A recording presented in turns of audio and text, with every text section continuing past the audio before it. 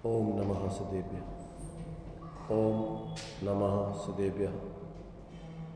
ओम नमः सदेभ्यः।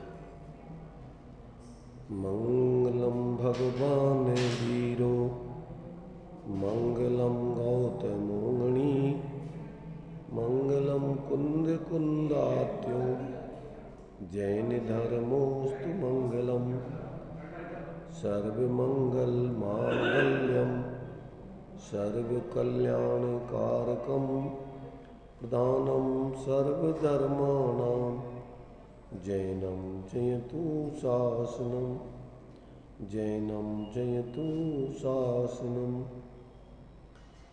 वन्दितु सर्वसिद्धे ध्रुवमचलमणोभवं गतिं पत्ये मोक्षामि समय पावड़ मिणमो सुध केवली भणिया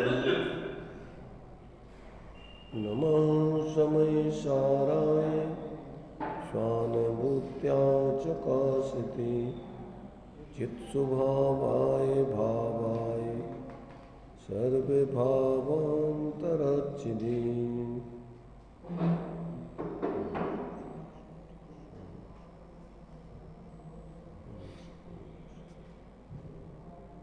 समय सार जी निर्जराधिकार अपना चल रहा है।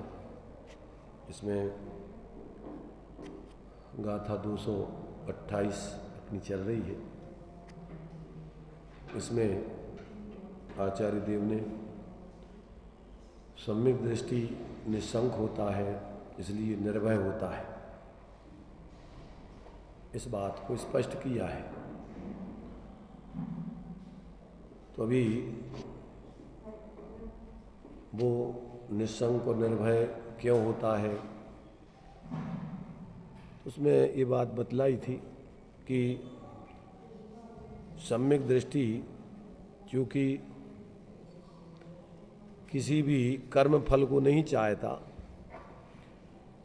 इसलिए वो कोई कर्म में उत्सुक नहीं रहता है, उसको कर्म करने की कोई रुचि नहीं है।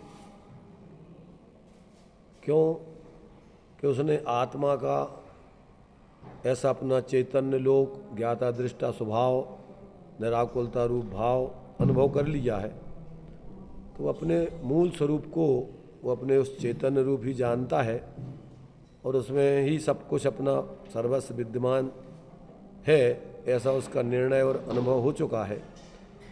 इसलिए सम्यक दृष्टि जीव अब किसी प्रकार से उसको स्वपर के बारे में हे उपाधि आदि तत्वों के बारे में कोई शंका नहीं होती है, और कोई शंका नहीं होने से वो निर्भय रहता है।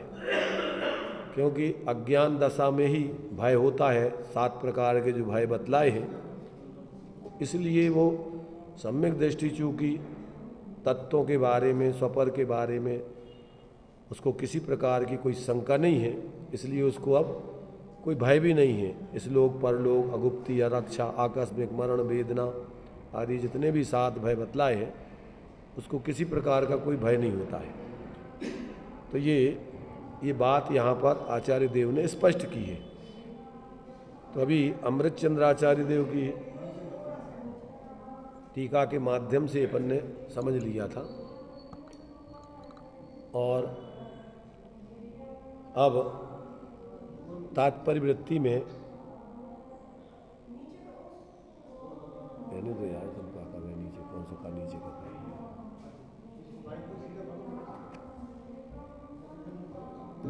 कहते जो आवाज कम है तो पूरी खुली है।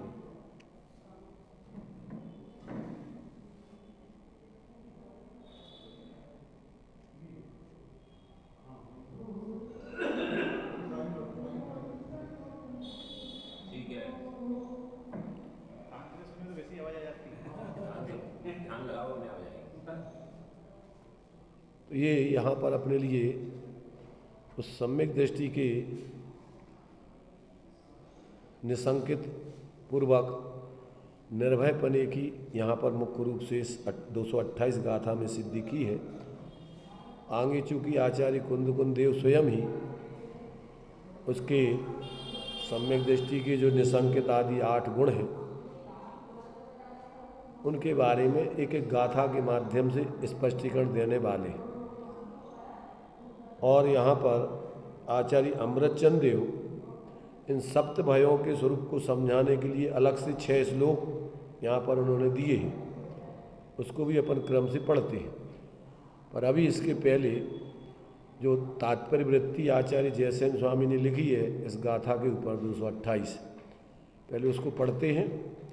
इसके बाद फिर सम्यक दृष्टि भय रहित होता है, वो कौन कौन से भय हैं और वो किस कारण से निर्भय होता है, एक एक श्लोक में आचार्य अमृतचंद उसको अलग से स्पष्ट करते हैं, उसको अपन पढ़ेंगे।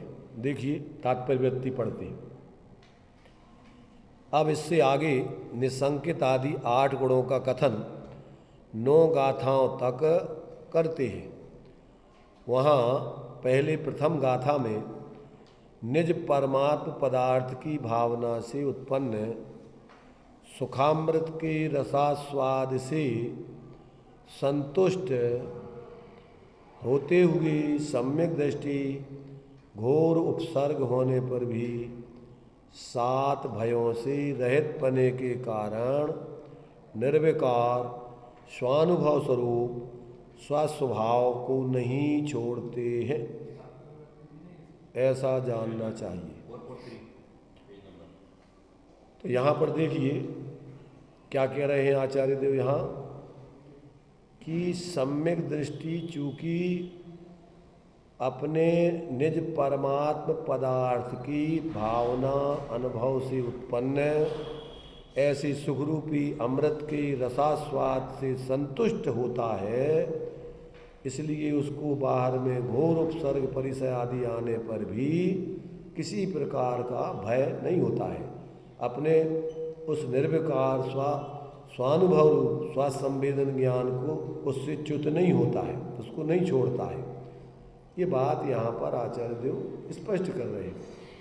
तो सम्मा दृष्टि जीवा निशंका होती, सम्यक दृष्टि जीव शुद्ध बुद्ध एक स्वभाव निर्दोष परमात्मा का आराधन करते हुए होने से निशंक होते हैं। इसलिए क्या कहा, सम्यक दृष्टि जीव शुद्ध बुद्ध, शुद्ध माने कसाय आदि विकारों से रहित, और बुद्ध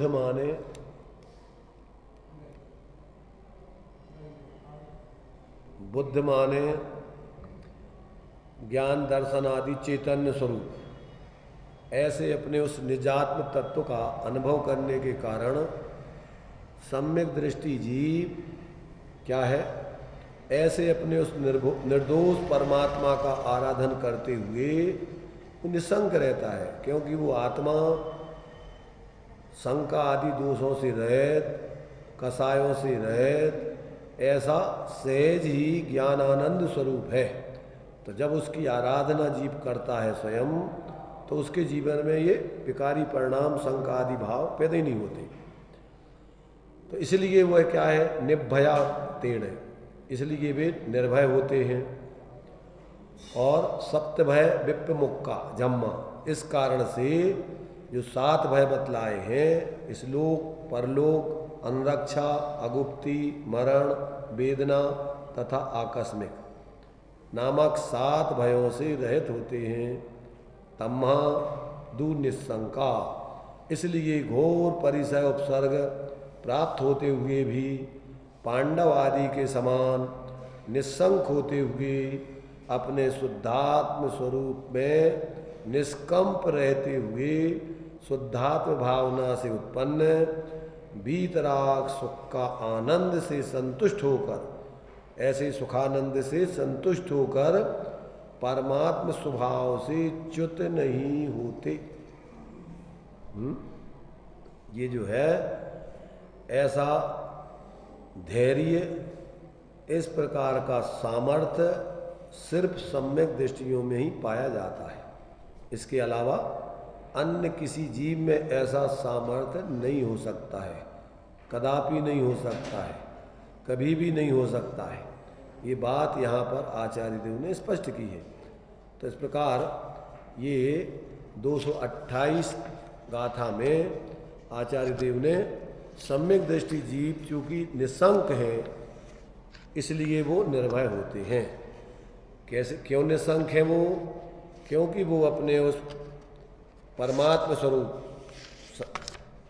शुद्ध बुद्ध परमात्म स्वरूप का अंदर में स्वास्थ्य संवेदन करते हुए उसका अनुभव करते हैं, इसलिए वो उस संबंध में निशंक है, पर के संबंध में भी निशंक है। जिसने अपने ऐसे स्वरूप का अनुभव कर लिया अब उसको किसी प्रकार की कोई शंका भी उत्पन्न नहीं होती है। ये बात यहाँ आचार्य देव यहाँ स्पष्ट कर रहे हैं। अब उस सप्त भय से रहित होते हैं, तो इस बात को यहाँ अमृत चंद्राचार्य देव ने इन 7 भयों की समझाने के लिए अलग अलग कलश दिए हुए, उन कलशों के माध्यम से अपन विचार करते हैं। इसके पहले नाटक समयसार में एक छंद में इन 7 भयों के नाम देकर और फिर दूसरे छंद में एक छंद में उनका संक्षेप में स्वरूप बता दिया है। तो इसको पढ़ के फिर एक एक का विस्तार में अपन यहाँ पर विचार करेंगे।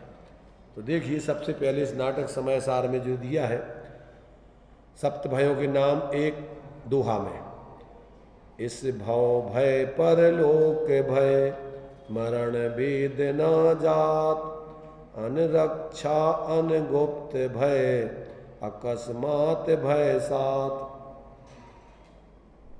ये अपन ने नाम अभी पढ़ लिए आचार्य जयसेन स्वामी की तात्पर्य वृत्ति में।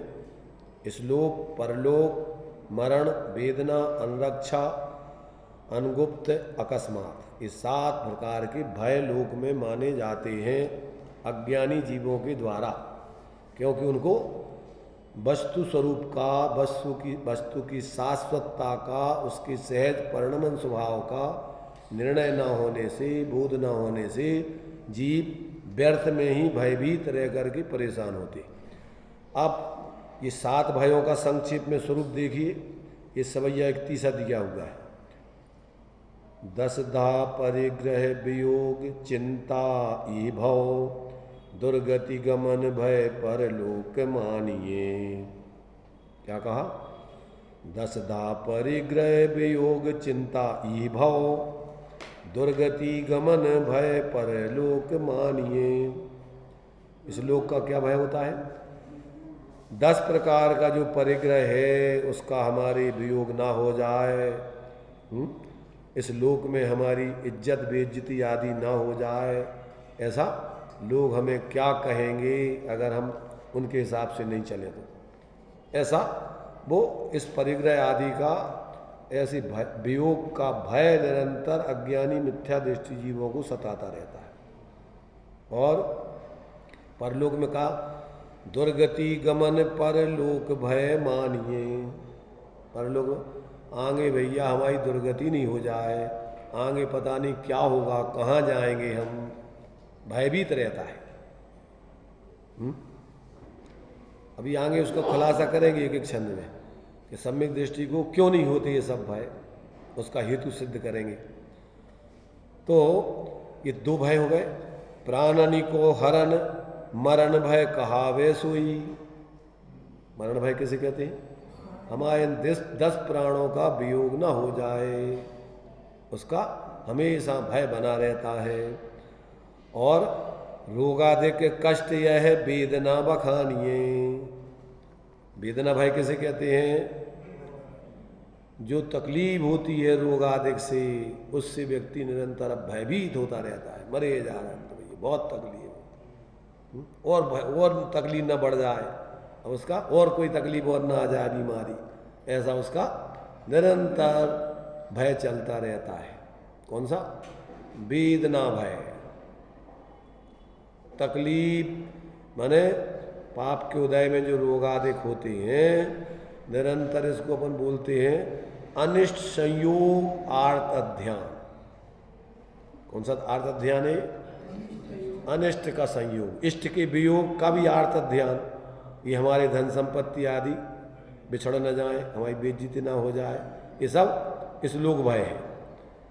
परलोक भय दुर्गति आदि गमन न हो जाए, ये परलोक भय है। हमारे ये प्राण 10 प्राण जो है संयोग रूपी है समाप्त नहीं हो जाए। अब वे तो अलग ही है परमार्थ से, पर मिथ्या दृष्टि जीव को ऐसा भेद विज्ञान नहीं होने से इन्हीं को अपना जीवन मानता है। तन उपजत अपनी उपज जान, तन नसत आपको नाश मान। और रोगाधिक कष्ट या वेदना बखानी है, ऐसा जो तकलीफ बीमारी पाप के उदय में हो जाए, अब उसकी निरंतर भैया क्या करें, बहुत परेशान है। ऐसी अंदर से आकुलित होते रहना, वेदना तकलीफ की वेदना अंदर वेदन करते रहना, संक्लेशित परिणाम बने रहना, ये कौन सा है? वेदना का भय। हमें ऐसा रोग ना आ जाए, भय में तो आ नहीं जाए, रोग आदि ना आ जाए तो इसका भय बना रहता है, रोग आदि का भय।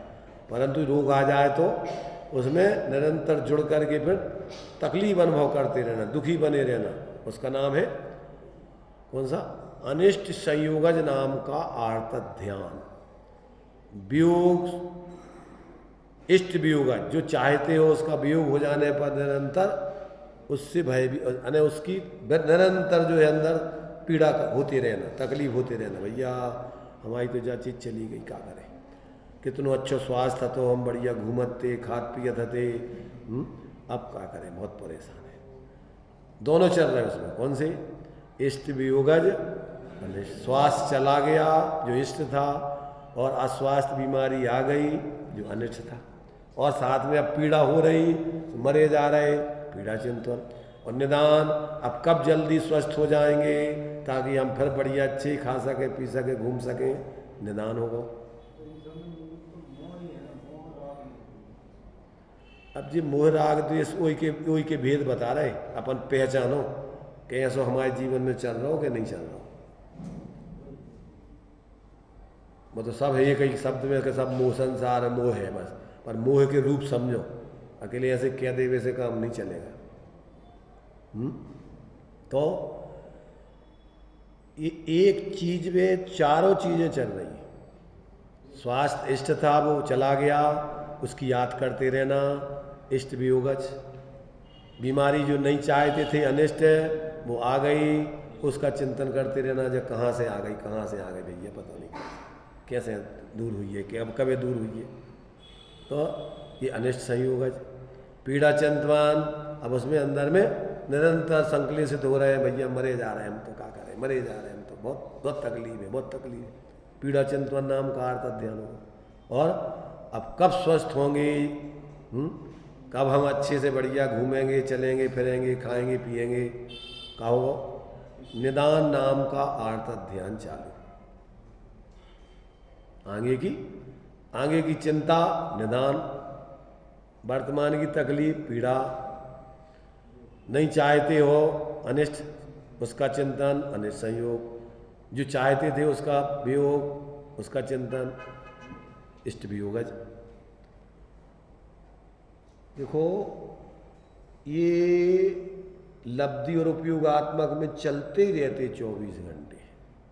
धारणा में अपन को सब यही जीवन है अपना, और क्या है बताओ, इसके अलावा कोई जीवन है? और ये सब बाहर की सारी अनुकूलताएं आदि सहजताएं बनी रहना, इसी में अपन को मानते हैं कि बस यही अपना सही जीवन है। मूल जीवन तो अपन अंदर से जानते नहीं है। तो रोगादिक कष्ट या वेदना बखानी है, रक्षक हमारों को ना ही अनरक्षा भय। भैया क्या करें, अब हमारा तो कोई है ही नहीं है, हमारी कैसे को रक्षा करें, हमारा क्या हुई, कैसी सुरक्षा हुई। तो लोक में अपने लिए इस प्रकार से कि हमारी कोई सुरक्षा नहीं है, अच्छी सुरक्षा हो जाए, अच्छा मकान बनवाओ तो अपन अच्छा काय के लाने, सुरक्षित होने के लिए।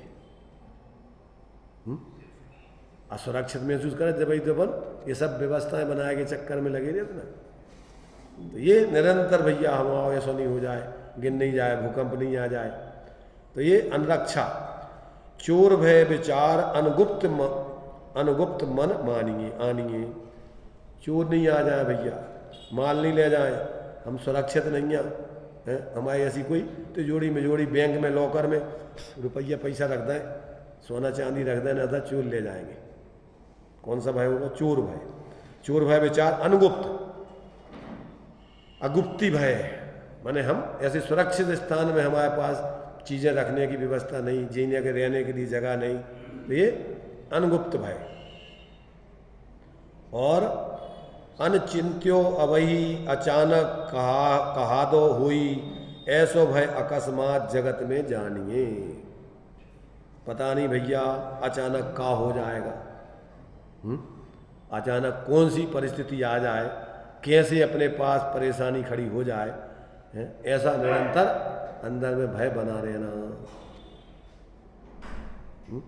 किसको होते ये सब? ये सब मिथ्या दृष्टियों के जीवन में पाए जाते। ऐसा अपने लिए इसमें 7 भयों का संक्षेप में स्वरूप बताया। अब अपन को एक एक भय का स्वरूप अब आचार्य अमृतचंद देव एक एक कलश में देते हैं। एक कलश में 2 और बाकी सब में एक एक भय का स्वरूप स्पष्ट किया जाएगा। ऐसे 6 छंद क्रमशः यहाँ पर अपन पढ़ते हैं। देखिए, सबसे पहले 155 नंबर का कलश है, 438 पेज पर।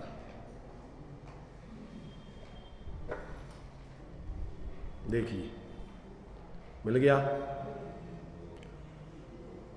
लोकः शाश्वत एक एस सकल,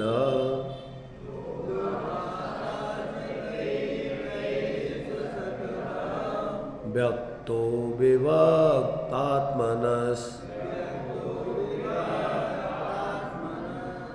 चिल्लोकं स्वयमेव केवलमयम्,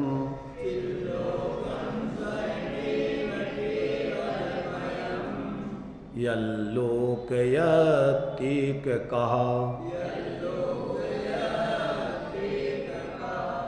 लोकोऽयन्न तवा परस्ततः परस्,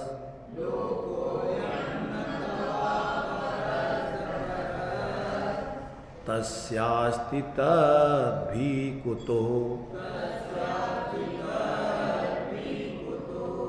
निःशङ्का सततं स्वयं ससहजम्,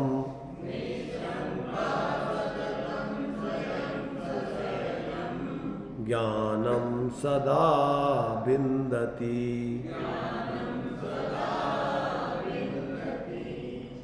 इसका देखिए हिंदी छंद भी पढ़ लेते हैं।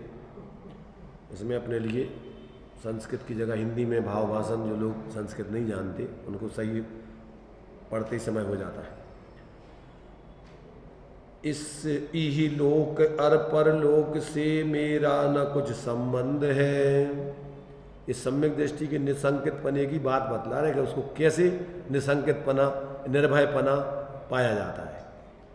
तो देखिए, इही लोक अर परलोक से मेरा न कुछ संबंध है, अर भिन्न पर से एक यह चिल्लोक ही मम लोक है। जब जानते यह ज्ञानी जन तब होए क्यों भयभीत वे तो सतत निशंक हो निज ज्ञान का अनुभव करें। कठिन तो नहीं है समझने में? क्या कहा है इसमें? इस लोक अर परलोक से मेरा न कुछ संबंध है। जो बाहर में दिखाई दे रहा है 6 द्रव्यों के समूह रूप लोक प्रकट है, जो इससे मेरा कोई संबंध नहीं है। और परलोक से भी मेरा जो जिस आगे की पर्याय आदि है बाहर में जो संयोग रूप में, उससे भी मेरा परमार्थ से कोई संबंध नहीं है। मेरा काय से संबंध है? अरे मेरा तो संबंध जो है अर भिन्न पर से एक यह चिल्लोक ही मम लोक है। कौन सा लोक है आत्मा का? एकमात्र अंदर का अमूर्तिक प्रदेशों का पुंज, प्रसिद्ध ज्ञान आदि गुणों का धारी, अनादि निधन ऐसा चैतन्य लोक। कौन सा लोक है आत्मा का? चैतन्य लोक। चैतन्य लोक से जीवित नित, वो लोक कहो प्राण कहो ये कई बात है। तो आत्मा काय से जीवित है? व्यवहार से अपन बोलते हैं तिक्काले चदुपाणा इंद्रिय बल माउआण पाणोया बौहारासु जीवो निश्चय नय दो दुच्छेदना जैसे। निश्चय से वास्तव में, यथार्थ में हम तीनों कालों में अपने चैतन्य प्राण से जीते थे, जी रहे हैं, जीते रहेंगे। हमारा अस्तित्व शाश्वत है। अब हमें किसका डर है? अब हम क्या कैसे डरें कि हमारा ये चैतन्य लोक शाश्वत है, इसमें किसी का प्रवेश ही नहीं होता है, तो अब हमें डर किस बात का? तो ऐसा सम्यक दृष्टि को, ऐसा विचार, जब जानते यह ज्ञानी जन तब होए क्यों भयभीत। वो जिनको ऐसा ज्ञान हो गया है, अब वो काहे के लिए डरेंगे? जिसके पास सर्प के विष को दूर करने की जड़ी होती है, बूटी है, तो वो सर्प के काटने से सर्प से डरेगा क्या? हाथ से पकड़ लेगा, कोई भी सांप आ जाए उसको चिंता की जरूरत नहीं।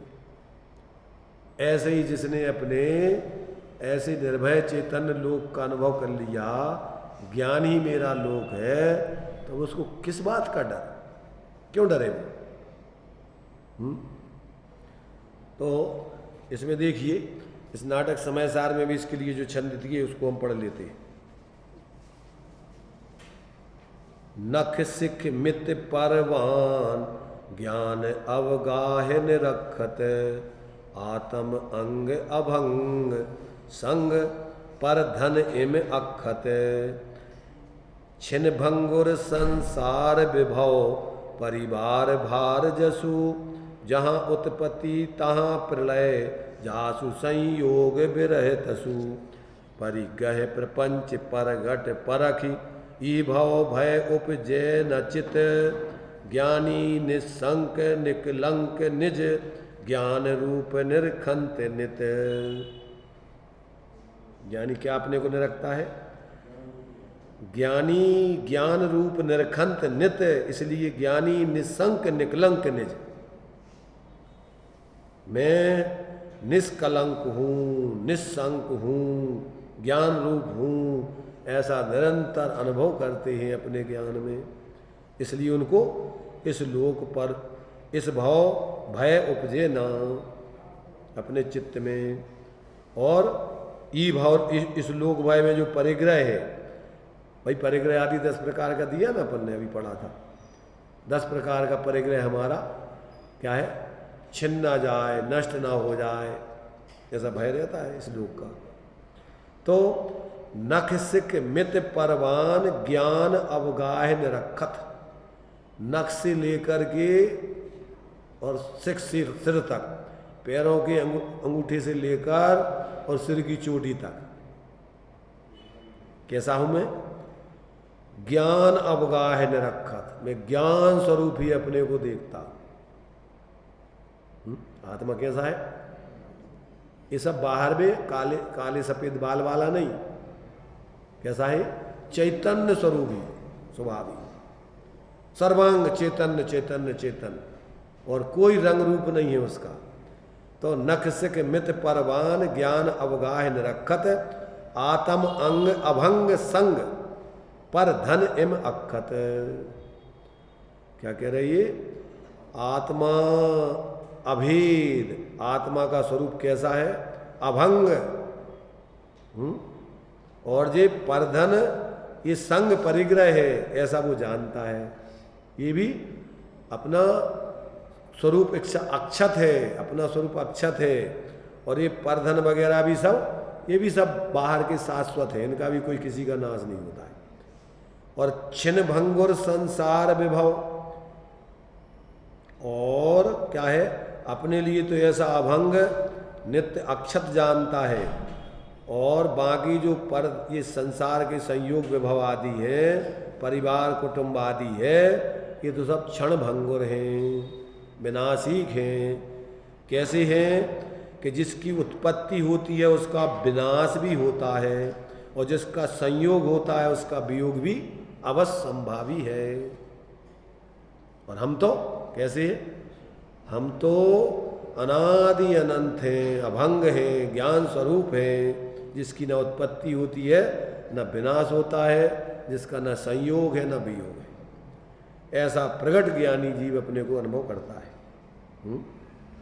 इसलिए उसको भय नहीं होता है।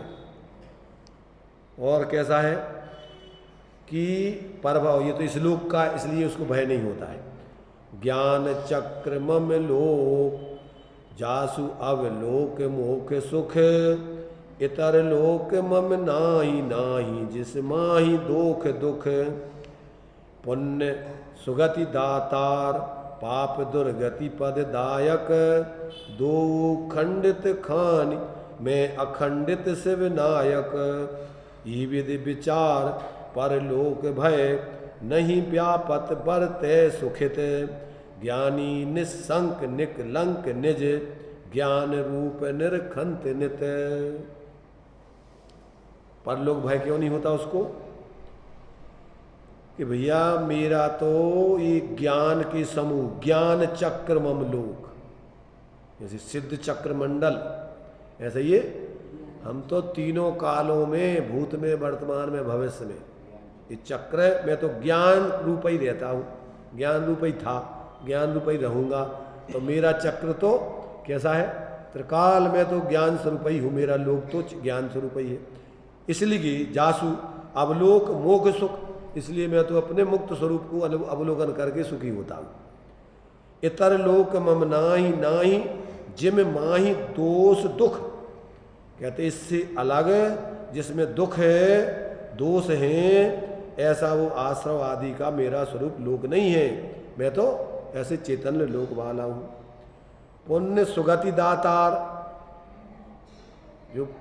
जो ऐसे आश्रमों का स्वरूप है और उसका फल है, वो कैसा है, वो पुण्य के उदय में सुगति, चतुर्गति में देव मनुष्य आदि गति मिलती है, और पाप दुर्गति पददायक, और पाप का क्या देती है, नरक त्रियंच आदि गति देता है। दो खंडित खान, दो तो विनाशिक स्वभाव वाले हैं, एक से रहने वाले नहीं है। ये क्या है, उत्पन्न विनाश होने की खान है ये तो, जन्म, इसमें तो जन्म मरण होता ही रहता है। और मैं अखंडित शिव नायक, और मैं तो सदा रहने वाला मोक्ष का अधिपति हूँ, मुक्ति बधु का कंत हूँ, इसलिए मुझे तो जन्म मरण के कोई चक्कर से और इस पुण्य पाप के फल से, चतुर्गति से कोई लेना देना नहीं। इस प्रकार का विचार करके और ज्ञानी को परलोक का भय व्याप्ता नहीं है, वो तो अपने को निरंतर ज्ञान स्वरूप शाश्वत अनुभव करता है।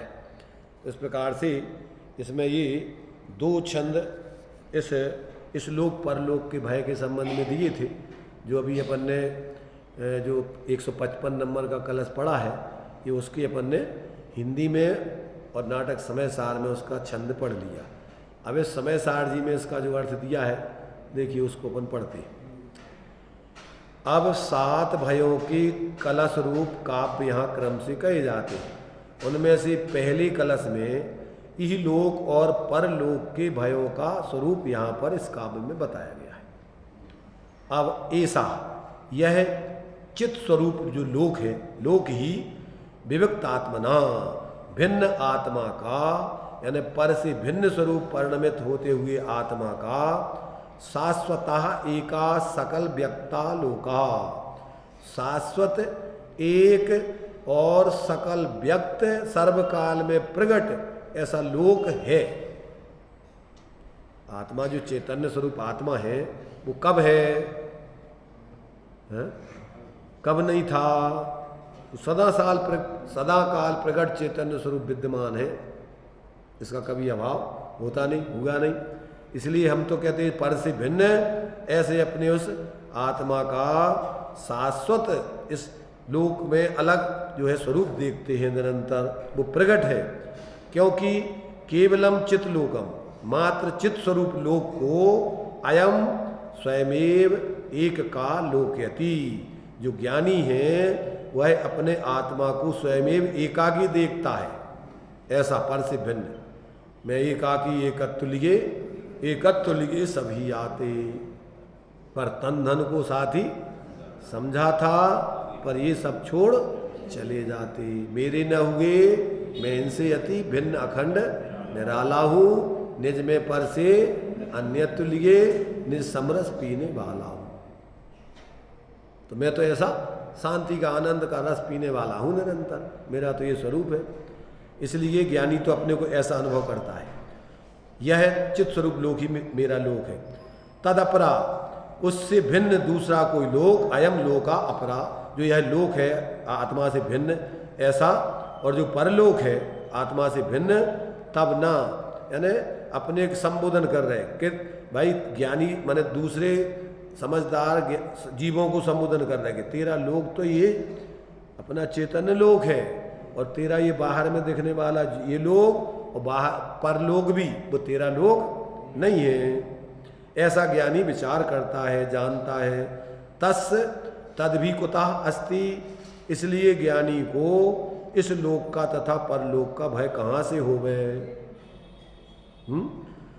सा स्वयं सततम निस्संका सहजम ज्ञानम सदा बिंदती, इसलिए क्या होता है वह तो स्वयं निरंतर निस्संक बरता हुआ सहज ज्ञान का, अपने ज्ञान स्वरूप आत्मा का सदा अनुभव करता है। कौन अनुभव करता है? देखो सामान्य से तो सबको अनुभव हो रहा है, आबाल गोपाल सबको उस चैतन्य स्वरूप आत्मा का ही अनुभव हो रहा है। इसके अलावा अन्य कोई अनुभव कर ही नहीं सकता कोई।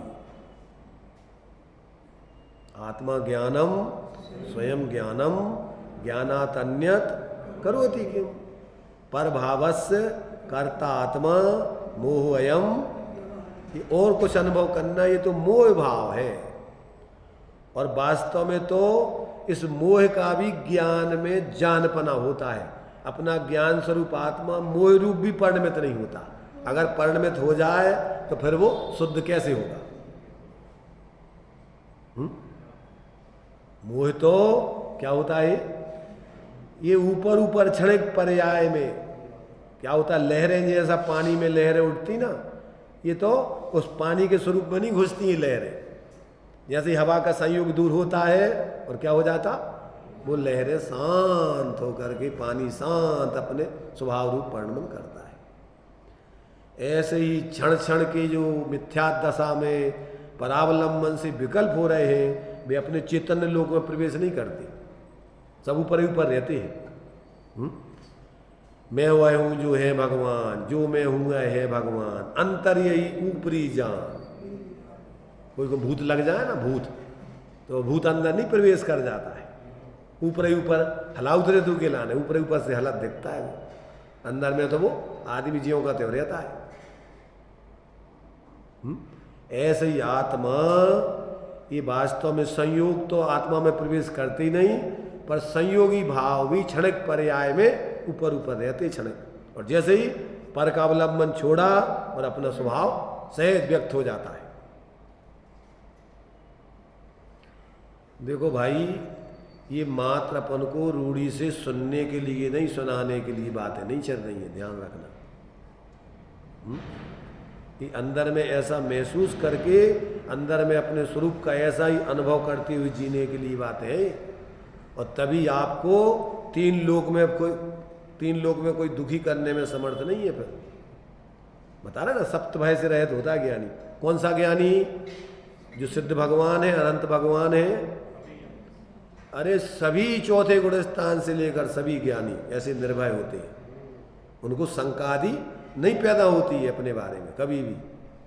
तीन लोक को भूचाल विचलित कर देने वाला भूचाल आ जाए, वज्र गिर जाए, तो भी सम्यक दृष्टि की श्रद्धा अपने चैतन्य स्वरूप से विचलित नहीं होती कि मैं और कुछ हूं, कि मैं मर जाऊंगा। तभी तो वो सम्यक दृष्टि, अवरत सम्यक दृष्टि भी मर की दुर्गति में नहीं जाता है। क्यों? कि उसको 41 प्रकृतियों का आश्रय बंध कभी नहीं होता है, और 41 प्रकृतियों के आश्रय बंध में ही दुर्गति में जाता है जी, मुख्य रूप से नरक त्रयंच आदि गति। और सम्यक दृष्टि की तो अस्थिरता जन्य, जब तक पूर्ण भी स्वरूप स्थिरता नहीं हुई तो उसको साथ ही साथ पुण्य बनता है। ऊपर के स्वर्ग आदि के वैमानिक विशेष देव देवांगनाएं भी नहीं, भवनत्रक आदि भी नहीं, और मनुष्यों में भी श्रेष्ठ मनुष्य, और कहाँ? जहाँ पर तीर्थंकर आदि शाश्वत मोक्ष का मार्ग, मोक्ष जाने का मार्ग, वहाँ पर पैदा होता है। तो सम्यक दृष्टि कोई सामान्य हस्ती नहीं है, ध्यान रखना। इस लोक में तुम सोचते हो कि ये राष्ट्रपति और प्रधानमंत्री ये उसके सामने कोई नहीं, ये पानी भरने वाले हैं।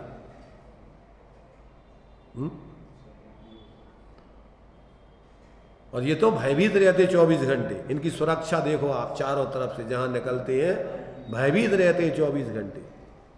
और सम्यक दृष्टि निर्भय होकर घूमता है, इस लोक में विचरण करता है। इसलिए भाई सच्चा आनंदमय निर्भय सहज जीवन जीना है तो अपन अपने चिल्लोक को अपना स्वरूप जानकर मानकर अनुभव करते हुए जिए। इसके अलावा और कोई सुखी होने का मार्ग नहीं है। सुखी होने के लिए अपन रात दिन कितनी हम्माली करते हैं, दुकानदार दुकानें, नौकरी वारे करने वाले नौकरी में कितनी जूत, सुखी होने के लिए कितने जुटे रहते 24 घंटे। मजदूर मजदूरी करते रहते हैं रात दिन, और फिर भी 24 घंटे परेशान, शांति की गंध नहीं मिलती। रात दिन फिर वही सुख सुविधाएं वाले रात दिन भी ये सुख सुविधाएं वो भोगते भोगते परेशान है। भूख नहीं लग रही है, अब क्या करें? भूख लगन लगे तो परेशान है। अब भैया भूख लग रही ज़्यादा, अच्छी भूख बनाओ, ज़्यादा नहीं मिले तो परेशान, खाने हैं हमें, और भूख नहीं लगे तो परेशान। भूख नहीं लग रही है, भूख लगने चाहिए, डॉक्टरों के पास जाएंगे।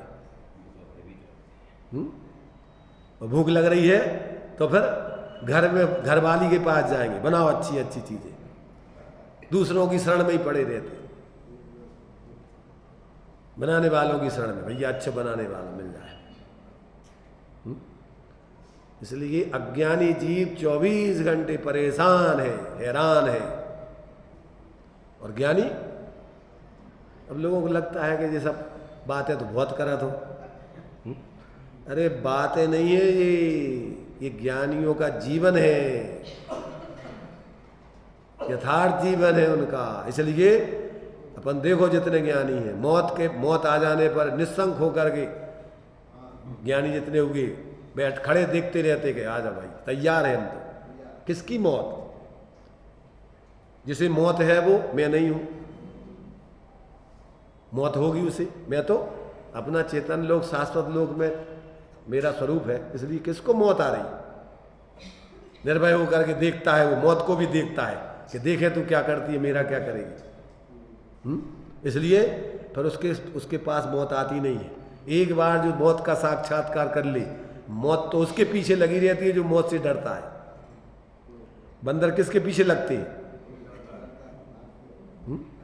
जो डरता है उसके पीछे भागते रहते, और जो खड़ा हो जाए उससे भागते, दूर भागते। आता कि नहीं आता? अगर तुम भागोगे तो बंदर तुम्हारे पीछे करेंगे। इसलिए धर्मात्मा जीवों को कोई डरवाना चाहे तो डरते नहीं है। एक बार बर्णी जी से किसी ने कहा कि तुम अगर हमारे हिसाब से नहीं चलोगे तुम्हारे पीछे का मंडल छुड़ा लेंगे, गणेश प्रसाद जी से। तो नेमल क्या बोला? तुम्हें बंदर घुड़की दे रहे हो। बंदर ऐसा करता था तो कि जी हमें बंदर घुड़की दे रहे हो, पीछे का मंडल छुड़ा लोगे, पीछे का मंडल में धर्म है, ले जाओ ले। भाई ये क्या है कि अन्य मत से आए थे ना, तो इस मत वाले ये सोचते हमारी बपोती है जैन धर्म, हमारे हिसाब से नहीं चलोगे तो हम जिस संप्रदाय में चले जाओ, वो संप्रदाय वाले कहते हैं हमारे हिसाब से चलो, ना तो हम तुम्हें अलग कर देंगे। कांजी स्वामी से कहा हम तुम्हें जैन धर्म से अलग कर देंगे। तो उन्होंने कहा ये बताओ कि तुमने हमें जैन धर्म में शामिल कब किया था? तुम्हें हमें जैन धर्म में शामिल किया था? हम अपनी समझ से पैदा जैन धर्म में आए हैं, और हम सब जैन धर्म से दूर होंगे तो कौन करेगा हमें? हमारी मिथ्या दुर्बुद्धि पे दूर करेगी। हमें कैसे दूर करोगे? तुम करके बताओ। तुम्हारे कर देने से, कह देने से हम दूर हो जाएंगे क्या? अरे कोई हमारे लिए कुछ भी करे तो भी हम अंदर से वस्तु स्वरूप को भूल छोड़ेंगे नहीं। इसलिए ज्ञानी इस बंदर घुड़कियों से डरता नहीं है, उसको डर नहीं लगता है किसी का, निर्भय होता है। क्या कह रहे? और अपन तो तन कहीं कोई कह दे हम रोटी नहीं देंगे, करो ऐसा, हो भैया ठीक। होता है ऐसा नहीं? अब पति डरते रहते हैं पत्नियों से, क्यों डरते रहते हैं? कि भैया अगर इनको नाराज कर दे तो फिर, और रोटी बना के जाना तो नहीं हो, तो कह रही क्या है, और जो रोटी बना के जाना तो कहेंगे चल क्या करेगी, हम तो तेरे से अच्छी बना के खा लेंगे। इसलिए, और ऐसी पत्नी, अब पत्नी सोचती है भैया कि इनसे हमारी व्यवस्था है जी, हमें सुखी कर, अरे तुम्हारे से हमारी जिंदगी थोड़ी सम्यक दृष्टि है। सीता जी ने कहा चलो तुमने हमें जंगल क्या भेजा, अब हम तुम्हारे घर ही नहीं आएंगे, अब हम अपने जंगल ही में रहेंगे, वही साधना करेंगे। उनने तो बहुत मनाया, फिर मनाया था कि नहीं?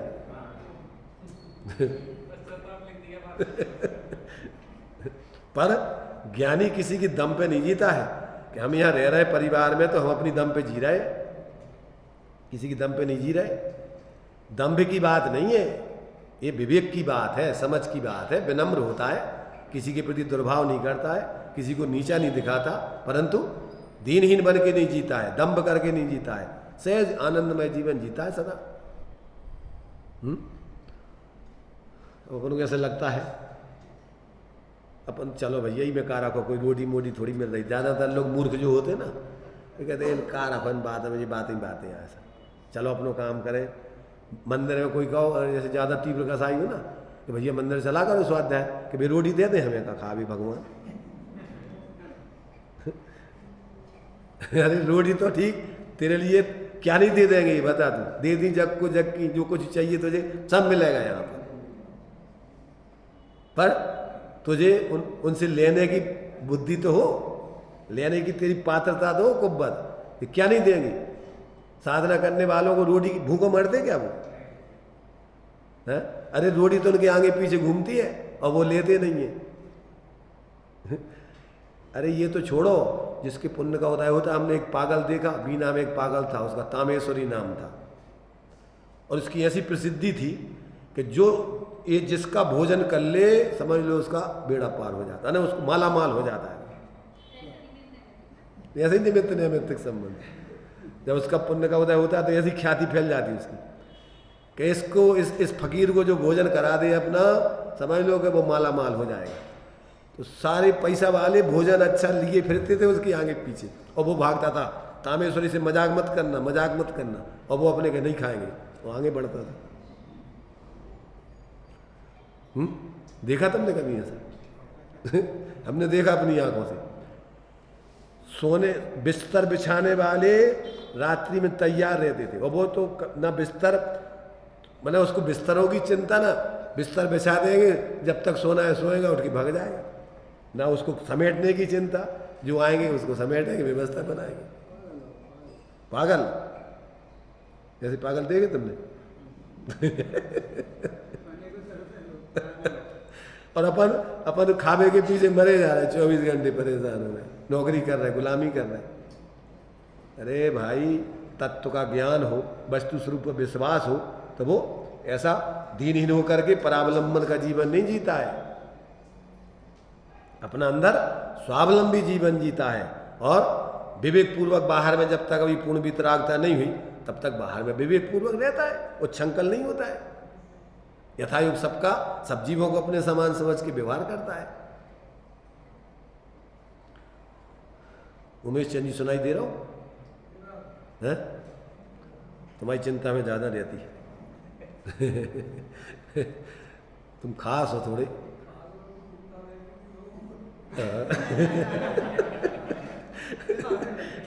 जब पागलों की चिंता रहती लोगों को, तो फिर हमारा पुण्य का उदय है तो हमारी चिंता क्यों नहीं होगी? सही बात है। हमने तो ऐसा पाप नहीं किया, पुण्य किया है, तो हमारी चिंता क्यों नहीं रहेगी? घर के सारे लोग, दवाई का टाइम हो जाता है तो गाड़ी लेके आ जाते हैं, चलो पापा टाइम हो गया है, भोजन का टाइम हो जाता तो थाली लगा के आ जाते हैं, लो खाओ। तो कहते हमको नहीं खा लो, थोड़ा तो खा लो, बीमार हो जाओगे। कभी रोटी बना के खाई तुमने? खाई, पहले खाई है। नौकरी करते थे जब कोई नहीं था, अकेले थे, जब खाई है। जब पुण्य पे विश्वास नहीं था क्या? जब पुण्य के ऊपर विश्वास नहीं था क्या?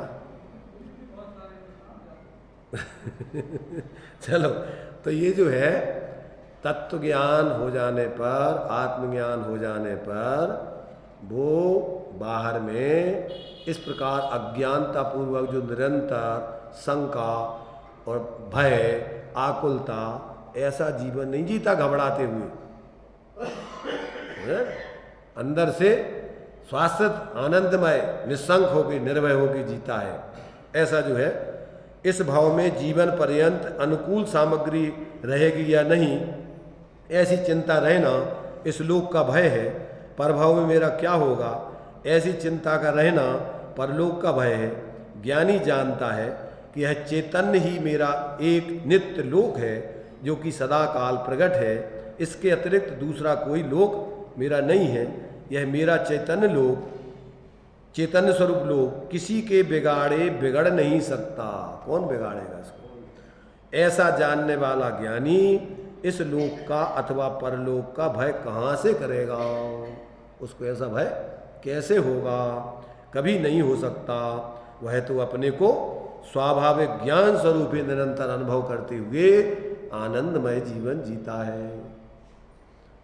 आ रहा उस पर विश्वास? अभी तो अपन को जिनको अनुभव है वो तो उनको तो विश्वास दिलाने की जरूरत नहीं। उनने तो लिखा है दूसरों को विश्वास दिलाने के लिए कि भैया वास्तव में तुम्हारा स्वरूप भी ऐसा ही है सबका, मानो या ना मानो। मानो तो शाबाश, और नहीं मानो तो तुम्हारी जैसी होना रहे, हम क्या करें? मिथ्यात्व भय अवस्था में, मिथ्यात्व अवस्था में सप्त भयों का भिन्न अपने स्वरूप का निर्णय हो जाता है कि ये भय हमारा स्वरूप नहीं है, एक कर्म के उदय का मोह का भाव है, मेरा तो वास्तव में जानन स्वभाव है, ऐसा निर्णय हो जाता है। और उस जाति का जो तत्व निर्णय जिनको नहीं है, जो 24 घंटे हम माली और भयभीत रह के जीते हैं, उनसे उसका इस प्रकार का एकदम पागलपना जीवन में नहीं चलता है। उसके जीवन में थोड़ी संतोष वृत्ति आकर के और अपने उस चैतन्य लोक के अनुभव करने के लिए पुरुषार्थ जागृत हो जाता है। समय निकाल करके वो अपने अंदर में अपने स्वरूप को देख करके अनुभव करने का पुरुषार्थ करता है निरंतर। तो उसको इस प्रकार से इतनी सुविधा, इतना तो कम से कम हो जाता है कि कम से कम वो अभी परिणति में उसके निर्भयपना प्रकट नहीं हुआ, तब तक क्षयुपसम ज्ञान में ऐसा निर्णय करके और बुद्धिपूर्वक वो अपनी इस अज्ञानता जन्य भावों को तोड़ता है, उससे हटके अपने स्वरूप को, अपने उपयोग को अपने स्वरूप में जोड़ता है। और जब तक जुड़ नहीं जाए और जब तक पूर्ण स्वरूप में लीन नहीं हो जाए, तब तक एक ही काम उसका रह जाता है। तो बहुत जल्दी उसका काम निर्भयपना आ जाएगा, स्वरूप के निर्भय स्वरूप के अनुभव करने से। उपाय एक ही है। कौन सा उपाय है? ताते जिन बार कथित तत्व अभ्यास करीजे और संशय विभ्रम मोह त्याग आप लग लीजिए। एक ही उपाय है, वस्तु विचारत ध्यावते मन पावे विश्राम और रस स्वादत सुख उपजे अनुभव याकुन। और अनुभव चिंता मणिरतन, अनुभव रसकूप और अनुभव मार्ग मोक्ष को और अनुभव मोक्ष। थोड़े में समझना है तो इतने में समझ लो, विस्तार में अपन को समझना है तो चर्चा चल ही रही है रात दिन अपनी। अब जिसमें तुम्हारी समझ में आ जाए, जब आ जाए तब आ जाए। पर इसके अलावा और सुखी होने का कोई उपाय किसी को न था, न है, न होगा कहीं पर भी, कभी भी। ये बात दिमाग में जम जाने चाहिए। तो भी स्वाध्याय करने का समझ लो कि अपन को बहुत लाभ मिलेगा अभी व्यवहार में। तो इस प्रकार से ये अपने अभी एक छंद में, अपन ने 155 नंबर के छंद में 2 प्रकार के निर्भयपने की चर्चा, सम्यक दृष्टि को ऐसे 2 प्रकार से जो है भय, माने कैसे सप्त भय नहीं होते, वो तो एक साथ में निस्संक निर्भय, परंतु अपन स्वरूप समझने में ये 2 भयों के बारे में अपन ने विस्तार से विचार किया है। चलिए।